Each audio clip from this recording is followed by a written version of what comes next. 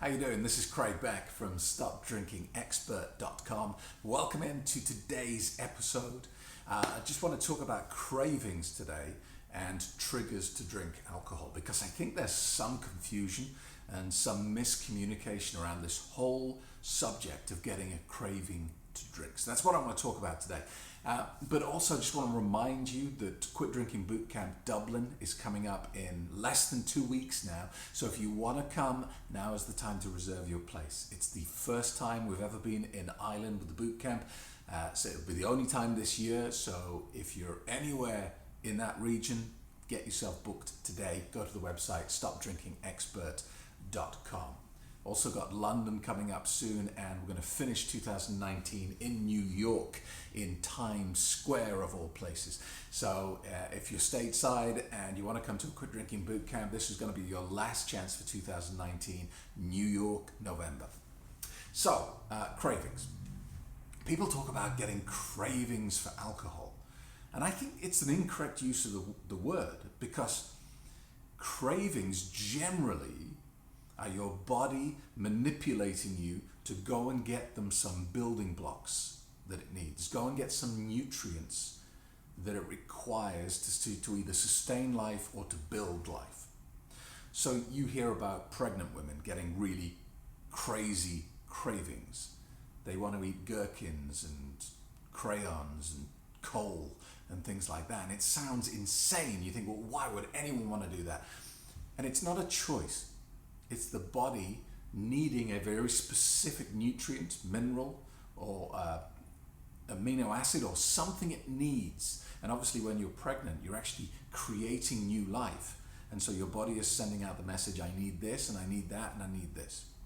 That is a true definition of a craving. You also experience cravings when you put your body into certain situations that it doesn't like. So for example, if you eat a very salty meal, you will get a craving to drink water. Or if you're very dehydrated, your body will create a craving to go and rehydrate yourself. Perfectly logical, serves a purpose, sustains life. Now, when we talk about getting a craving for alcohol, it's different. It's not the same thing, because at no point does your body ever need alcohol. It never needs it for something. It doesn't need that substance to go do something, or to keep you alive, or to create this or create that. It is a completely worthless substance. It has no nutritional value. It does nothing for your body. Your body can't even store it. It's a fuel, but it can't be stored. So when you drink alcohol, the only thing your body does is it goes into an emergency mode to save your life. Because actually, if your body didn't respond the way that it does, you would die within a few minutes of drinking alcohol, because it is a poison. It's a poison that your body has learned to process to save your life in the short term. So when you drink alcohol, the ethanol goes into your bloodstream and your body goes, oh, we've been poisoned. Emergency mode. And so at that point, it stops burning fat, and it stops digesting food properly, and it starts burning the alcohol as fuel. This is why if you have a problem with alcohol, you're more likely to be overweight than skinny, like Hollywood portrays alcoholics as these kind of disheveled, wasting away individuals. Actually, the truth is you're more likely to be overweight because your body is not burning fat. It's not processing and metabolizing the food you're eating and using that to sustain your body. It is instead burning the alcohol first, because it wants to get it out of your system, because it is a poison.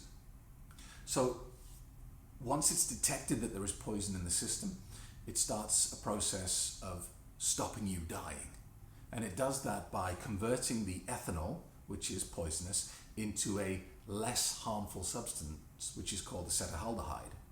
Now, this is kind of good news, bad news, because good news, it saves your life in the short term. Bad news is acetaldehyde causes 7 major forms of cancer. So it saves your life in the short term, but possibly long term you're looking at reduced lifespan, cancer, and all that sort of stuff. So when you get a craving to drink alcohol, it's not a true craving. It's not your body saying to you, I need this substance, go get it. That doesn't make any sense, does it? Because it's a poison. Why would your body ever want you to go and eat poison or drink poison? So it's not a craving in the true sense of the word. When you get an urge to drink, it is one of two things. If you have drank within the last couple of weeks, the last 2 weeks, then that sensation you get where you feel kind of anxious and stressy and you label it as, oh, could do with a drink. That is what I call the kick from the drug. Now the kick is the physical mechanism for alcohol to make you drink more. This is carrot and stick. It's going to hit you with the stick and reward you with the carrot when you comply, briefly. So the way it does it is by generating a sensation of anxiety, a sensation of stress. And then when you drink, it rewards you by taking away that pain. And this is why alcohol has managed to create the erroneous perception that it helps people relax. It doesn't. Alcohol creates stress and then removes it. This is the carrot and stick loop of alcohol use. But we label it incorrectly. We feel stressed, we come home from work, we had a bad day, we're stressed and we go, oh, I could do with a drink. We drink alcohol and we feel better. And we incorrectly say alcohol made me feel better. It didn't. Alcohol created the pain and then took it away. That is all that happened. So that's the first scenario where you would get an urge to drink. Now, if you're more than 2 weeks away from your last drink, the kick can't work. It's too far in the distance. There's no way that this drug can have a physical effect on your body if it's been out of your system for more than 2 weeks. So why do you still get an urge to drink? Why do you label it as a craving to drink alcohol? And the answer is psychological addiction, Pavlovian conditioning. So over many years of using this drug to facilitate very many things in your life, social anxiety, stress, sleep, trying to get to sleep at night, insomnia, pain reduction, all that sort of stuff. Over many years, often decades, you have used this drug as a solution to a problem. And you've done it so many times that your subconscious mind has created a program in your head so that you don't have to consciously do it every time over. This happens automatically. You don't get a choice, you don't get an opinion on it. It's how, when you learn to ride a bike, you will know how to ride a bike for the rest of your life. Because your subconscious realizes that this is a fairly repetitive task and it makes a program and actually a physical piece of meat inside your head to facilitate that process in the future. And it will stay there. You'll always know how to ride a bike. And the same is true with alcohol. You know, if you've used alcohol repeatedly, whenever you go into a social environment and you feel a little bit nervous and a little bit awkward and you use alcohol to loosen yourself up, your subconscious now has a program. And so whenever you walk into that environment, the program runs. And we incorrectly describe that sensation as a craving for alcohol. It's not. It's just the activation of a psychological anchor. Like Pavlov and his dogs. You know the experiment. Pavlov would ring a bell every time he fed his dogs, and eventually he found that he could not feed them, ring the bell and get the same response. They would salivate and expect food to be served. So that's what's happening. And I think it's wrong to call it a craving because it's not really, not in the true sense of the word. Your body's not sending out for something. It's not saying, I'm missing this nutrient or this building block, go get me it. It's basically, you stood on an anchor.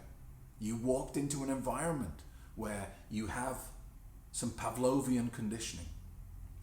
And so people get very, very worked up about cravings. How do I avoid cravings? It's not like This is not like when you get a craving to drink water. This is something completely different. And that's why when you get started with my course or you come to boot camp, I give you the 4 things to do whenever you get that sensation. Whenever you get that urge to drink, I give you 4 really simple things to do. And they're so effective that if you do them, you don't drink. It's as simple as that. 4 things. Do them, you don't drink. Don't do them, you'll drink. 99% of the people who email me saying, Craig, it's terrible, I drank again last night, didn't do the 4 things. So I encourage you to come to boot camp, get started on the online course, and make a difference in what you're doing. Because this process of getting alcohol out of your life has got nothing to do with willpower. It's got nothing to do with whether you're a good person or a bad person, or whether you're strong-willed or weak-willed. It's garbage. All that nonsense that if you can't control your drinking, you're weak-willed and don't have any willpower, forget it. It's got nothing to do with willpower. The way you beat problems with alcohol is by understanding how the illusion is being performed. If you go and see a magic trick and they show you how the trick was done, you will never be able to see that performance again and be fooled by it. It doesn't matter how long you live, you will never be able to see that trick again and call it magic, because you understand how the illusion is performed. And when you understand this drug, when you do the complete course with me, or you come to boot camp, I show you how this illusion is being performed. And if you want, after you've learnt this information, you can carry on drinking if you want. But you'll never be able to do it with the same bullshit in your head as you had before. You'll never be able to drink and say, but I need it because I had a stressful day. You'll never be able to drink and say, I need it to get to sleep at night, or I need it to socialize. You'll be able to drink, but you'll have to label it correctly. You'll have to say, I'm drinking because it's an addictive drug and it's got me.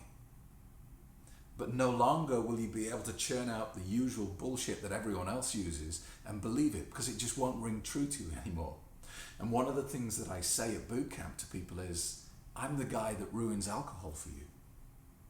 I'm the guy that changes the way you look at alcohol for the rest of your life. And it doesn't matter what you do from this point on, you'll never be able to see alcohol in the same light again. And that's why this process works so powerfully well. Okay, look, thank you very much for joining me today. If you have any questions, please get in touch and ask. Always happy to help.